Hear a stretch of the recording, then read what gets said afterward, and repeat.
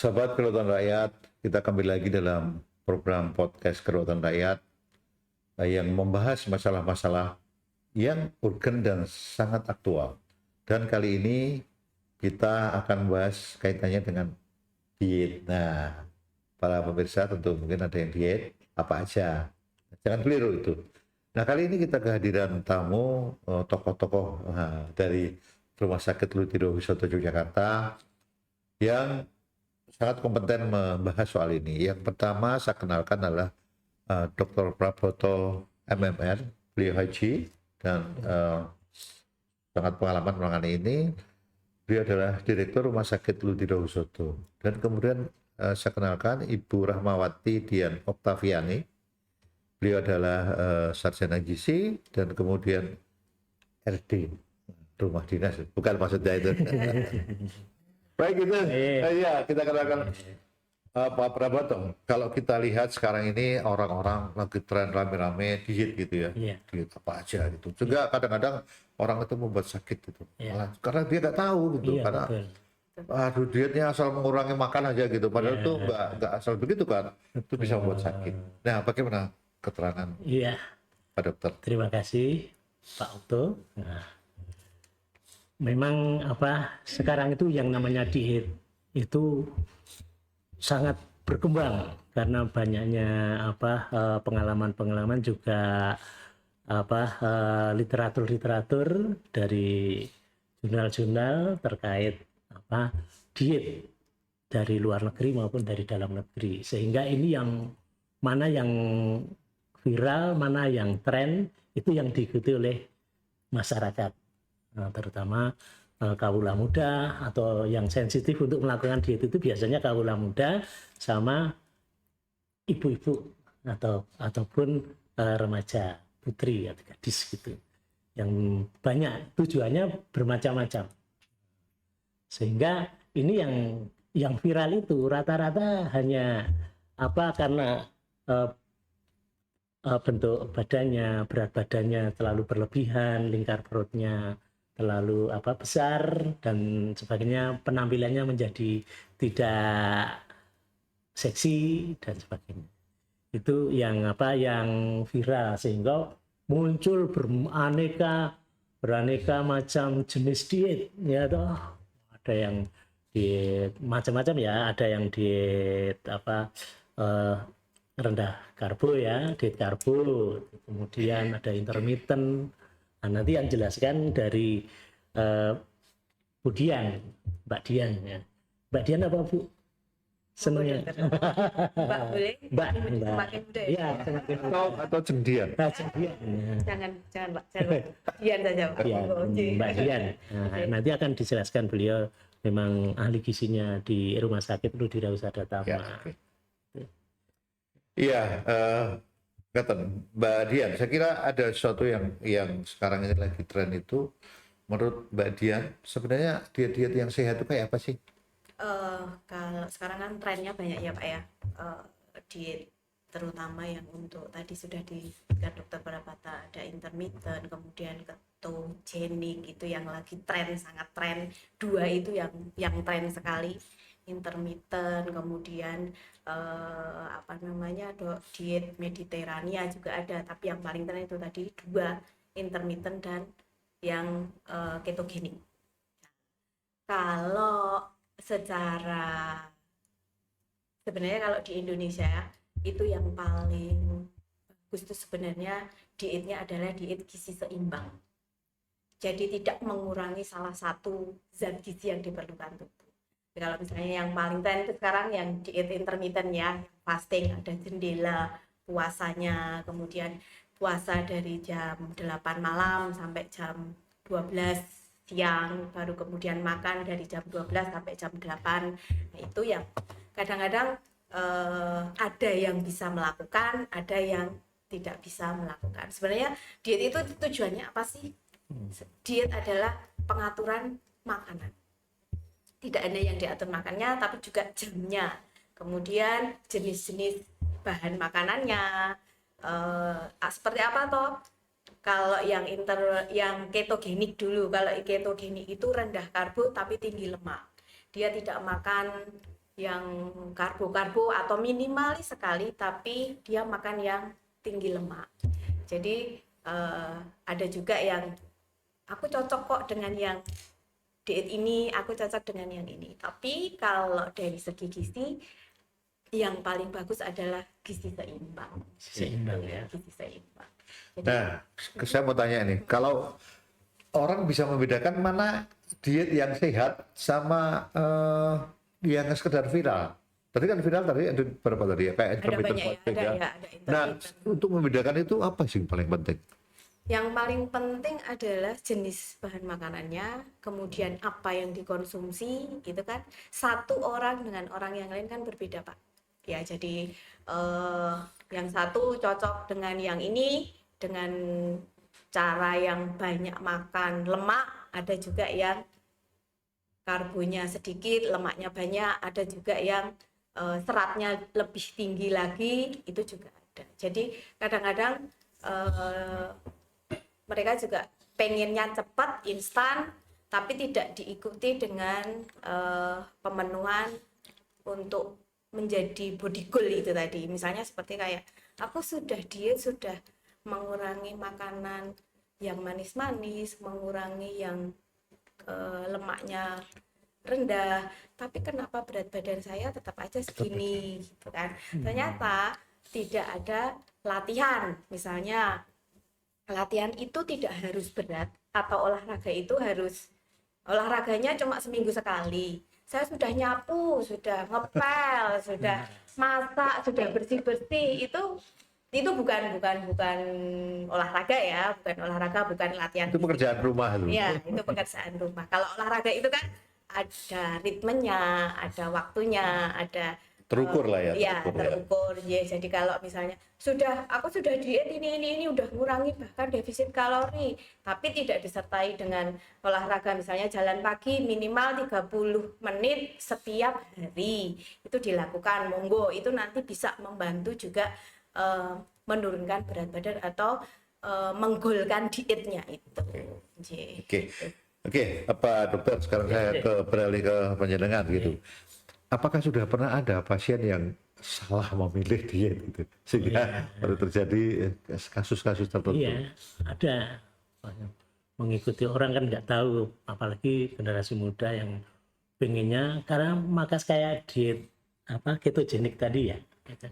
Kan enak itu ya, makannya daging-daging ya, berlemak-lemak, nggak makan nasi. Wow, kayak harimau aja ya. Jadi makan gitu. Tadi nggak tahu ternyata yang melakukan diet itu punya bakat hiperkolesterol, ya toh, punya bakat hipertensi dan sebagainya. Itu malah bukan membuat badannya sehat, tetapi justru malah membuat orang tersebut kayak dipercepat, karena yang namanya kalau kelebihan kolesterol itu kan ditimbun di pembuluh darah, ya toh, di antara dinding luar dan dinding dalam pembuluh darah, itu yang membuat pembuluh darah itu menjadi sempit, sehingga banyak yang melakukan itu tiba-tiba kena serangan jantung. Karena apa? Pembuluh koronernya yang pembuluhnya kecil, tipis kecil, yang ada yang tugasnya mensuplai oksigen dan sari makanan ke sel-sel jantung, otot jantung. Nah, tapi itu jadi menyempit. Nah, menyempit sehingga habis itu menutup. Wah, itu yang kan bahaya, padahal masih muda. Sudah diet keto kayak gitu, terus hobinya olahraga. Olahraganya yang luar biasa. Siangnya kerja keras, futsalnya malam hari, dilanjut futsal ini. Nah, jadinya apa? Otomatis begitu terjadi jantung harus berpacu dengan cepatnya karena pas olahraga tersebut, karena pembuluhnya nyempit. Wah, itu langsung kayak ditutup. Wah, padahal hitungan detik, hitungan menit. Cuma karena di lapangan kan belum tentu ada ahli medisnya di situ, tenaga kesehatannya kan. Cuma dilepas bajunya, terus digerak-gerakkan, ya akhirnya nggak menolong orang seperti itu. Jadi kalau mau memilih diet yang mana, sebaiknya konsultasi dulu dengan ahli gizi dan periksa dulu medical check up dulu, periksa ke dokter dulu baru tentukan dietnya. Ya, baik, sahabat Kedaulatan Rakyat, menarik kan kalau kita bicara diet dan kalian diet apa? Jangan asal diet itu. Tadi sudah dijelaskan oleh Pak Dr. Praboto dari Budian gitu. Baik itu, ini pada segmen pertama, kita ketemu lagi nanti pada segmen kedua kaitannya dengan masih kaitannya dengan diet. Dan jangan lupa like, subscribe, dan komen.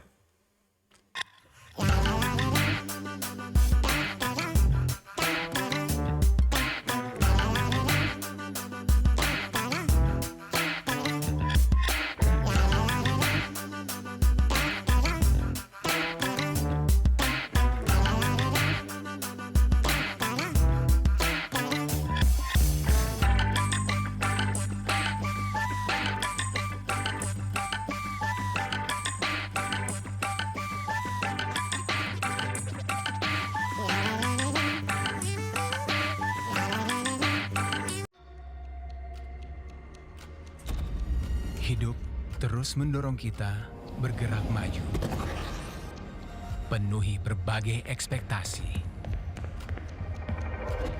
Kadang gentar mengejar semua hal. Saatnya fokus pada yang penting. Ubah cara pandang jadi lebih simpel.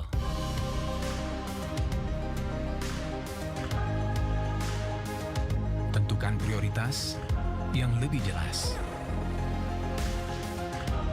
Pencarian yang lebih mudah.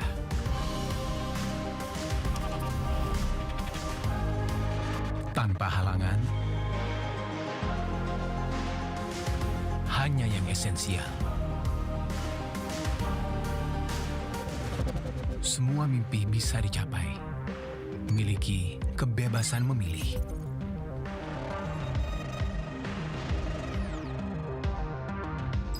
Investasi mudah untuk tumbuh di setiap langkah.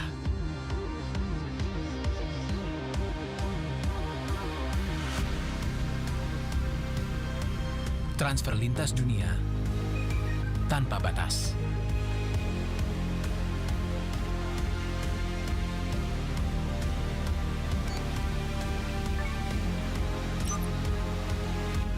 Kebutuhan finansial hingga lifestyle terpenuhi dalam satu aplikasi.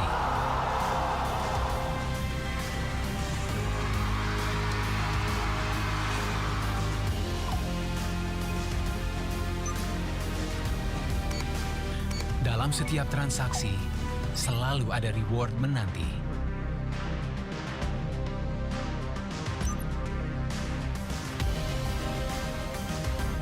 Mulai langkahmu hari ini. Buka tabungan sekarang, kapan saja, di mana saja. Be simply beyond with Livin' by Mandiri, Beyond Super App. Baik, sahabat Kedaulatan Rakyat, kita ketemu lagi. Nah, kali ini kita masih bincang-bincang soal diet. Kita ketemu dengan Pak Dr. Prabata. Beliau adalah Kepala Rumah Sakit Ludwirohusodo, Direktur Rumah Sakit Ludwirohusodo yang selama ini kita kenal sebagai rumah sakit yang banyak menangani hemodialisis, tapi sebenarnya banyak yang dilakukan. Kemudian Mbak Dian itu ahli gizinya. Beliau tadi ceritakan juga yang benar dong, jangan asal tren gitu kan. Ya, baik gitu. Saya katanya dulu kepada Pak Dokter, gimana Pak? Gimana? Tentang tadi, tentang kaitannya dengan rumah sakit Ludwirohusodo dan mungkin menangani gizi juga, apa kaitannya dengan gizi juga? Gitu. Oh iya. Jadi gini, sebelum menentukan diet, tadi kan kita bicara terkait dengan diet yang cocok buat kita. Baiknya memang harus konsultasi dulu. Konsultasi bisa ke GP, bisa ke GP itu dokter umum yang berpengalaman untuk punya pengalaman terkait dengan diet. Ya. Yang kedua, atau langsung ke dokter spesialis penyakit dalam. Ya. Itu nanti akan di assessment dari pemeriksaan fisiknya, vital sign-nya, dari tekanan darahnya, nadinya, terus masih dilanjut dengan medical check up dulu. Karena apa? Dari medical check up itu menjadi jendela bagi seorang dokter untuk mendiagnosa atau melakukan assessment sebetulnya orang tersebut ada keluhan apa dan apakah benar yang tadi niatnya diet itu udah benar atau enggak. Itu dari situ, dan diet yang nanti akan disarankan diet yang model seperti apa. Tuh. Nah, itu dari hasil pemeriksaan laboratorium itu akan ketahuan. Jadi biar cocok ya, apakah dia punya hiperkolesterol, apakah punya asam urat, apakah ternyata ada prediabetes. Nah, pradiabetes. Ya. Gitu. Jadi jangan asal aku koncoku teman saya pakai diet ini kok cocok, kelihatan turunnya saya dalam 1 bulan 6 kilo 10 kilo. Wah, itu malah medeni nih. Yang bagus itu tapi secara bertahap, tetapi konsisten. Nah, jadi nanti kalau misalnya beratnya kok drastis, itu pasti ada yang akan berpengaruh ke keseimbangan. Nah, itu tadi seimbang tadi yang pernah disampaikan Mbak Dian, bahwa diet yang bagusnya diet yang seimbang. Jadi waspada ya kalau tiba-tiba justru berat badannya turun drastis, itu kita mesti waspada ya. Waspada. Itu sehingga sebaiknya periksa itu dulu. Kemudian kalau nanti tidak sesuai dietnya, yang enggak sesuai, nanti akan berpengaruh ke mana? Ke organ-organ yang di dalam tubuh kita yang terkait dengan metabolisme. Ya, baik itu. Kemudian ke bagian lagi. Pernah diet? Pernah. Sukses atau gagal? Sukses. Barangkali bisa Sukses. diceritakan pengalaman suksesnya. Sukses, tapi yang ternyata saya menyimpang dari segi gizi. Tadi saya mengatakan bahwa diet yang bagus adalah memang benar-benar gizi seimbang. Saya pernah melakukan diet pada tahun 2000, pada saat setelah COVID. Saya pernah diet itu yang benar-benar saya tidak makan yang yang tadi menujunya saya tidak makan karbo, tidak makan nasi, apapun itu bentuknya, mau roti, mau nasi, apapun itu, sama gula. Saya hanya makan telur, kemudian sehari telur saya bisa makan hampir 1 kilo waktu itu, tanpa disertai makan apapun. Telurnya saya rebus. Sampai kalau mau jajan aja, suami saya kan sering ngajak kuliner gitu. Saya cuma, saya misalnya makan soto. Penonton, Saya hanya menonton dan saya hanya minum air putih hangat. Jadi saya cuma penonton aja. Sebulan saya bisa turun sampai 5 kilo. Padahal itu kan nggak bagus. Dari berat awal saya mula-mula 55, kemudian ke 50. Itu sebulan. Kemudian saya masih enjoy aja. Saya nggak ya sesuai seperti yang kemarin saya enjoy. Udah turun sampai sebulan sudah 50 nih, jadi 50 sekarang. Sampai saya terakhir itu 40 kilo. Pernah sampai 40. Jadi saya sebulan itu, kemudian setelah 5 kilo, pokoknya saya sampai 40 kilo. Kemudian ada temen, kok kue kurus banget, kamu kok kurus sekali sekarang gitu kan, kayak garing gitu. Terus diet ya enggak, saya sih enggak lah, aku cuma kurangi ini aja gitu. Tapi di situ saya bohong ya, karena saya hanya ngomongnya enggak kok, aku nggak makan gorengan, aku nggak makan ini aja. Kamu bisa turun segini? Iya bisa turun. Terus ada yang kan, kok kamu mah jadi kayak orang penyakitan sih. Nah dari situ saya sudah, aduh, aku kok kayak gini, kok dikatain kayak gini, kan rasanya itu gimana gitu ya. Terus kamu mah jadi kayak orang penyakitan, nggak keurus, suamimu kemana? Aduh, suami, aduh, kalau suami saya, dan saya tidak olahraga waktu itu. Saya tidak olahraga, jadi kalau saya misalnya, saya tidak bisa BAB, saya minum obat tertentu yang bisa, biar saya bisa BAB.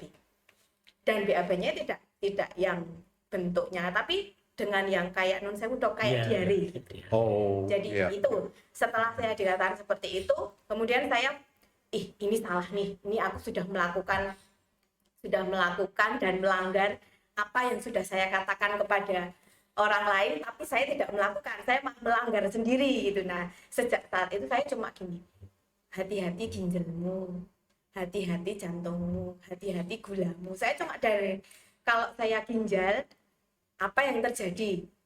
Pasti akan nanti hemodialisa. Dan saya, ibu mertua saya itu kan juga meninggal sebelum hemodialisa malahan, karena sudah urium kreatinnya juga tinggi.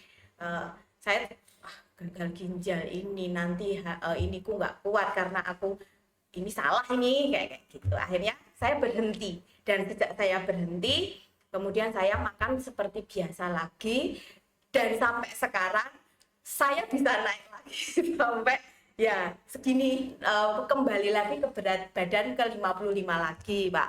Kemudian suami saya bilang, udah nggak usah diet-dietan, ngapain juga, anak juga udah gede-gede, ngapain diet gitu kan, wong ya wis payu ya, payu, wong ya aku juga tidak pernah kamu harus gini, enggak, cuma yang penting kamu sehat itu mahal harganya. Kamu diet gini-gini tapi kamu sakit-sakitan, ya padha wae duite golek go malah go berobat kayak gitu. Terus akhirnya ya saya sekarang tetap makan, kalau misalnya saya kepengen diet aja, saya mungkin yang saya lakukan adalah puasa Senin Kemis. Kalau enggak, kadang-kadang ini berat badan kok kayaknya udah enggak ini lagi nih, puasa Daud kayak gitu. Tapi tetap memperhatikan makanan, ada karbonya, ada proteinnya, kemudian vitamin, mineral, dan terutama adalah serat. Jadi kalau untuk teman-teman yang pengen diet, tetap diet yang bagus adalah diet yang gizi seimbang. Semua memenuhi kebutuhan di dalam tubuh kita, tapi juga setiap orang dietnya itu berbeda-beda, tergantung pengaturan makannya itu tergantung dengan usia, kemudian tinggi badan, berat badan, nanti dihitung itu aktivitasnya apa. Jadi setiap orang itu berbeda-beda kebutuhan kalorinya. Kemudian nanti ada pembagian dari jam berapa. Biasanya kalau saya membagikan istilahnya menu-menu kayak gitu, tetap harus memperhatikan senangnya apa pasien itu atau klien, kemudian yang alergi apa, tetap itu nanti kita lihat, atau kita misalnya untuk Mbak, aku dibagiin dong cara diet yang bagus, menunya seperti apa. Nah itu kita tuangkan ke dalam bentuk menu seperti itu, disesuaikan dengan kebutuhan dan kebiasaan klien. Gitu. Iya. Jadi harus sesuai. Dan saya mungkin perlu dijelaskan kepada para sahabat kedaulatan rakyat, gizi seimbang tadi. Gizi seimbang itu yang bagaimana? Supaya kalau saya bisa melakukan itu, oh iya, seimbang yang bagaimana? Oh ya. Oke, jadi kalau yang namanya gizi seimbang itu semuanya harus tercukupi, tidak boleh menghilangkan salah satu zat gizi satupun. Tetap harus memenuhi karbohidratnya, ada karbohidrat itu ada seperti contohnya nasi, kemudian singkong, ada roti, jagung kayak gitu. Kemudian protein itu ada protein hewani, protein nabati, ada yang produk dari laut, ikan, kemudian ayam, tahu tempe itu juga boleh. Kemudian ada protein, kemudian lemak itu yang bagus adalah lemak yang tidak, lemak yang dimaksud adalah misalnya gorengan juga dikurangi. Kemudian kalau misalnya makan ayam, kulitnya nggak usah didahar, kayak nggak usah dimakan, padahal itu yang paling enak, yang bikin lezat kan, yang kulit ya. Kriuk. Iya. Apalagi brutu itu, kolesterolnya tinggi sekali itu. Tuh, kemudian serat jangan lupa, serat itu ada di sayuran sama buah-buahan. Vitamin, mineral, air minimal kita konsumsi 2 liter per hari minimal, dengan catatan badan sehat dan tidak menderita penyakit tertentu. Nanti kalau menderita penyakit tertentu, misalnya seperti diabetes, nanti dietnya beda lagi dengan yang sehat badannya. Iya, baik. Sobat Kebutuhan Rakyat, tahu kan sekarang mana yang diet yang betul dan mana yang diet yang hanya viral. Tadi sudah dikatakan, karena itu jangan mencoba-coba sesuatu yang hanya viral. Jadi konsultasi dengan Pak Dokter tadi sudah mengatakan, coba konsultasi dulu dong gitu, supaya kalian nggak salah jalan gitu ya, nggak sesat jalan gitu. Iya. Baik itu, sahabat Kebutuhan Rakyat, nanti kita ketemu lagi di segmen ketiga. Lalu apa sih yang sebaiknya dilakukan? Tapi jangan lupa tetap ada likes, subscribe, dan komen.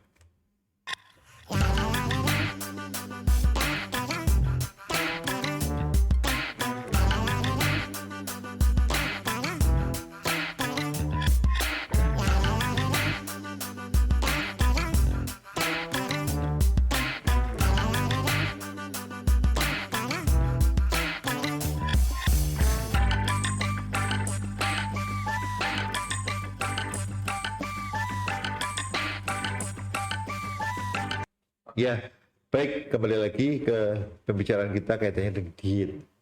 Masih menarik kalian. Di situasi yang demikian ini banyak isu-isu, wah diet yang ini bagus tadi sudah dikatakan oleh para pembicara. Baik itu, kita ke segmen berikutnya adalah bagaimana sih kira-kira tadi dikatakan kalau yang sehat itu bagaimana menurut pandangan dokter secara medis. Terima kasih Pak Okto. Jadi kalau mau diet itu ingat yang pertama tadi, ingat usianya usia berapa dulu. Jadi dietnya generasi muda, anak muda, Gen Z dengan Gen Z dengan baby boomers atau sebelumnya Gen X, itu berbeda. Karena apa?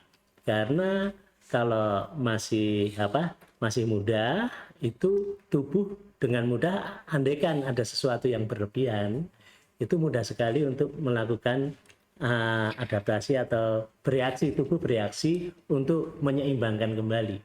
Tetapi kalau sudah usia di atas 40, nah ini perlu waspada, karena masing-masing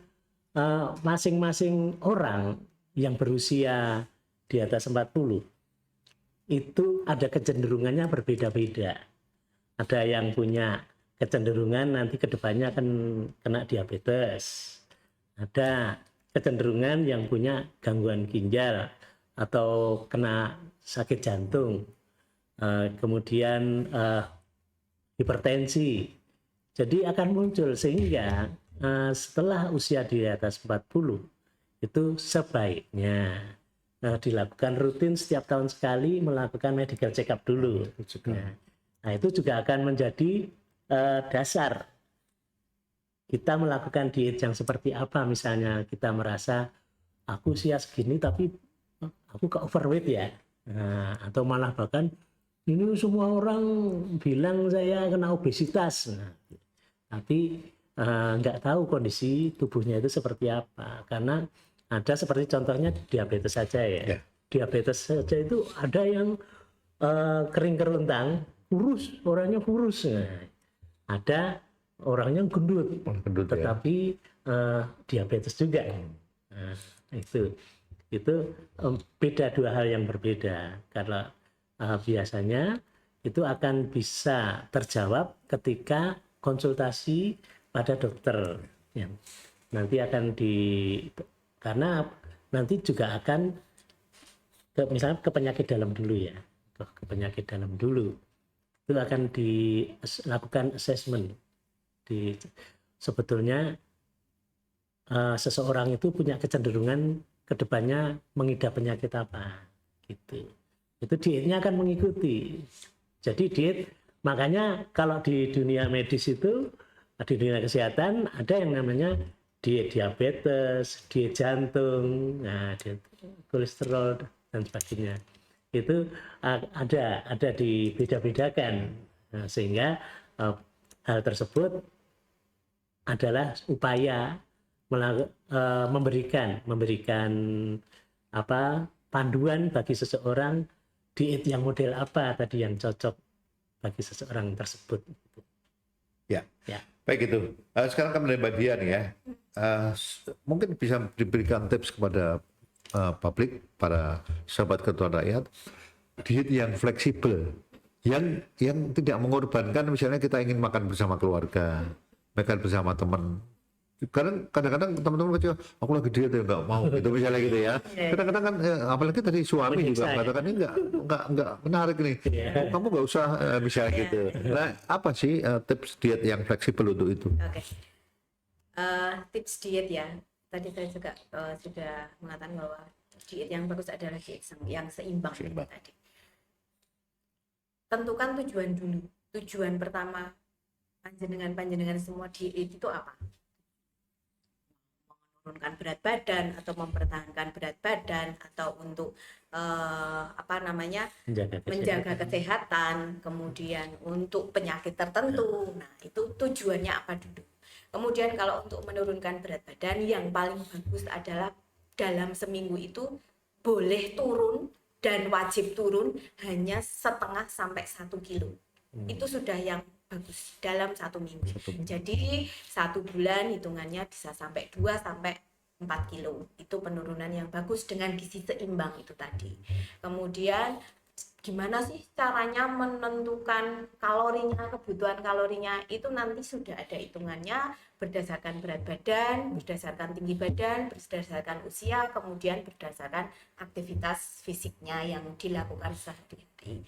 Kemudian makanan-makanan apa saja yang harus dihindari adalah makanan-makanan yang tinggi lemak, yang gorengan-gorengan Itu ya. Padahal enak ya. Menarik itu ya. Iya.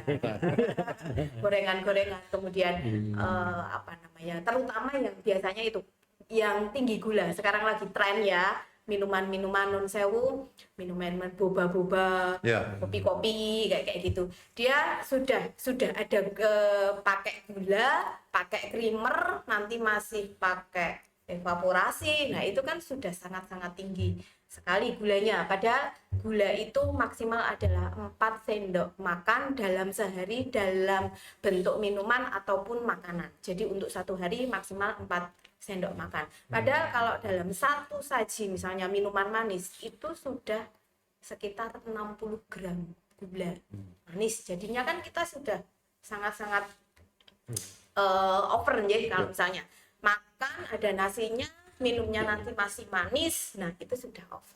Hati-hati, diabetes itu silent killer. Jadi dia pelan tapi pasti akan terjadi dan membunuh. Sama dengan kalau hipertensi sih bisa dilihat ya dari tekanan darah gitu kan ya, tekanan darahnya sudah tinggi, bawahnya tinggi, ada serangan, wah ini sudah hati-hati. Kemudian jangan lupa biasanya kalau orang-orang yang mau diet itu lupa akan makan serat atau sayur dan buahnya, biasanya carry, nggak doyan biasanya kayak gitu. Tapi itulah yang bikin perut kita, lambung kita cepat kenyang, lama kenyangnya. Jadi banyakin serat, banyakin buah, itu akan bisa membantu makan kita jadi terkontrol. Ya, jadi mungkin gudangan itu menarik ya. Gudangan, kemudian lotek, gorengannya itu ya, kacangnya itu. Iya, gorengan biasanya kalau lotek itu kan ada campuran bakwannya, kondimen. Ya, jadi kalau misalnya lotek ya udah sayuran saja, gitu. Jadi kan. Tapi kan tetap ada kacangnya. Ya, sudah digoreng toh itu. Iya. Ya, sudah memenuhi itu kalau misalnya tidak usah pakai bakwan, tapi sudah ada gorengan dari kacang bumbunya itu. Iya. Iya, baik itu Pak Dokter, kaitannya dengan sebelum kita menutup acara ini, Pak Dokter, kaitannya dengan ada mitos bahwa kok diet itu harus kayak menyiksa gitu ya. Ada mitos gitu. Jadi bagaimana Pak Dokter melihat itu ada mitos-mitos diet itu harus menyiksa, aku diet harus menyiksa. Hampir rata-rata orang yang menjalani diet itu awalnya pasti tersiksa karena harus ada batasan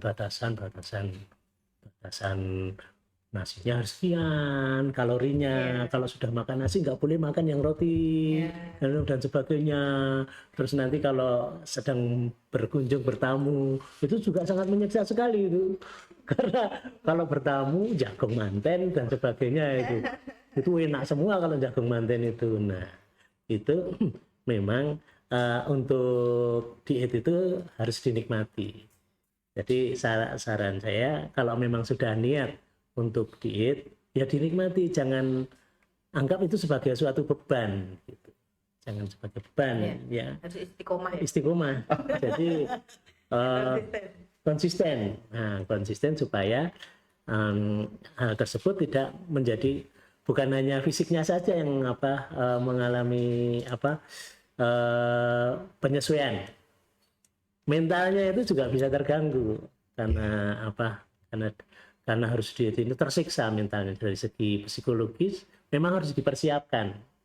Dan sering-seringlah berkumpul dengan orang yang sesama melakukan diet. Diet ya. Ya, kalau kumpul-kumpul ya, kalau memang ayo kumpul-kumpul di kafe mana misalnya, itu ya dengan orang-orang yang kumpulannya ya Orang dieter.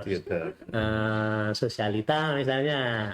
Sosialita ya berkumpullah dengan sosialita yang pas sama-sama melakukan diet. Itu akan saling memotivasi. Tetapi kalau pisan-pisan lagi bareng, kalau di sosialita yang lain, ini kan lagi kan itu jarang, pertemuan yang jarang, ayo makan aja gitu misalnya. Itu kan kita akan tersiksa. Gitu. Sedikit aja tapi sering ya, gitu ya. Sering. Soalnya aku di sini ada pertemuan lagi nih. Jadi ke tempat lain ternyata juga makan lagi. Tahu-tahu diajak ke Pak Bayi, ke sate tongseng yang sangat enak, misalnya. Gitu.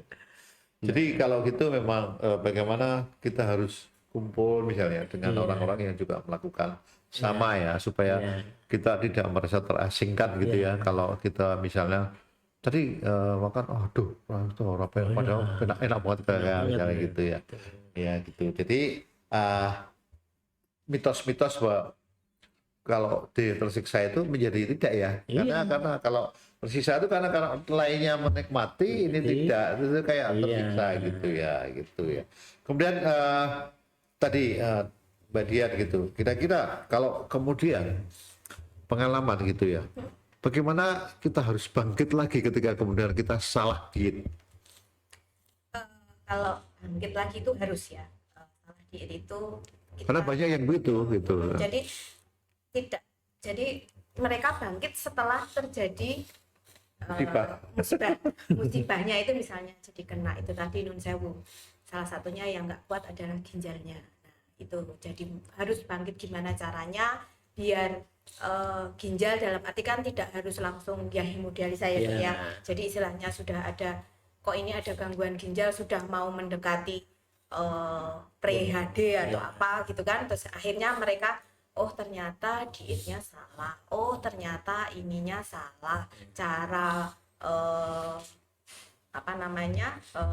pemilihan bahan makannya ternyata salah. Baru mereka akan bangkit, baru mereka sadar bahwa diet yang selama ini dia lakukan adalah salah. Kalau dari segi gizi, dari ahli gizi pasti akan terbuka, monggo kalau yang mau konsultasi gizi itu tadi harus check up dulu, atau nanti biar semuanya terlihat. Kalau gizi hanya meraba-raba, cuma hanya berat badan, tinggi badannya saja tidak bisa, karena di dalam tubuh kita juga harus dilihat dulu apa sih yang menyebabkan itu tadi, yang tadi sudah Dokter Prabata ngendiko bahwa ini ternyata kolesterolnya tinggi, gula darahnya tinggi, gula darah puasa, gula darah sewaktu, itu juga akan nanti berpengaruh pada diet yang akan dilakukan. Jadi kalau misalnya ada yang diet yang melakukan ternyata salah, ayo sekarang perbaiki, mumpung belum sampai ke posnya. Akhirnya jadi sakit atau hemodialisa. Itu juga terjadi. Pernah saya juga punya pasien, dia melakukan diet yang salah, ternyata harus hemodialisa. Nah, itu karena ginjalnya sudah tidak kuat, dia ternyata tidak makan, tapi dia mengkonsumsi minuman-minuman non sewu yang kayak isotonik, yang kemudian yang karbonya tinggi, kayak makanan-makanan yang bersoda kayak gitu kan, dia memang kenyang tapi dia merusak di dalam tubuh terutama ginjalnya. Jadi hati-hati, ayo sekarang kita kalau mau melakukan diet atau pengaturan makan, pakailah metode yang gizi seimbang saja dengan catatan tidak ada penyakit tertentu yang menyertai tubuh kita. Ya. Baik, itu sahabat Ketuaan Rakyat, tadi kita sudah dengar panjang lebar kaitannya diet, dan sekarang saya minta untuk sebagai kata penutup gitu Pak Dokter dan Bu Glen, nanti Mbak Dian. Oke, silakan. Terima kasih. Jadi kalau mau diet itu tentunya yang disarankan adalah konsultasi dulu dengan dokter yang paham, dokter yang menangani selama ini, misalnya dokter keluarga dulu. Dokter keluarga biasanya kita punya dokter keluarga. Kemudian kalau sudah dari konsultasi dengan dokter, kemudian dilakukan pemeriksaan, medical check up, ternyata ditemukan indikator-indikator yang berlebihan, kayak misalnya gula darahnya, asam uratnya, lemaknya. Nah, itu nanti yang akan dari dokter yang memeriksa, itu akan diarahkan ke ahli gizi. Diarahkan ahli gizi karena ahli gizi itu hebat, itu bisa bayangin sudah misalnya daging sepotong itu berapa gram, kalori gitu ya. terus ya nasi itu kalau segini satu sentong itu berapa kalori gitu ya. Iya, itu hebat, punya semua ilmunya, proteinnya berapa, kadar lemaknya berapa, itu memang ahli gizi. Nah, dan kayak misalnya contohnya di Ludi Rausadatama ya, di Ludi Rausadatama itu sangat lengkap dokter spesialisnya.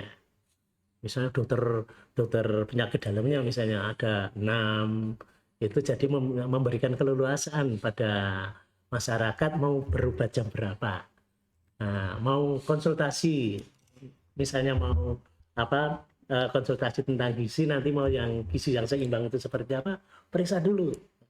Kalau sudah terlanjur ada tanda-tanda penyakit jantung, dokternya jantung ada 3, juga leluasa itu untuk konsultasi. Masih dokter sarafnya, jadi semua disesuaikan. Jadi usianya berapa, punya kecenderungan punya penyakit apa, itu penting.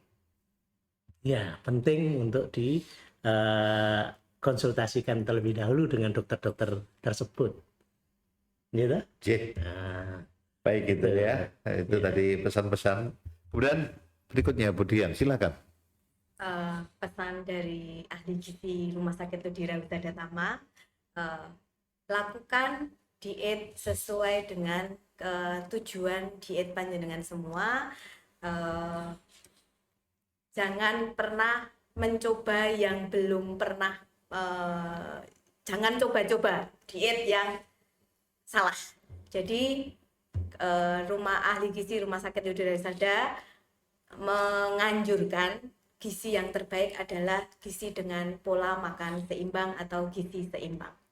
Ya, demikianlah sahabat Ketuaan Rakyat. Tadi kita bincang-bincangkan dengan ahli gizi dan Dr. Prabata yang telah memberikan banyak sekali pandangan-pandangan beliau jika Anda mau melakukan diet. Oke.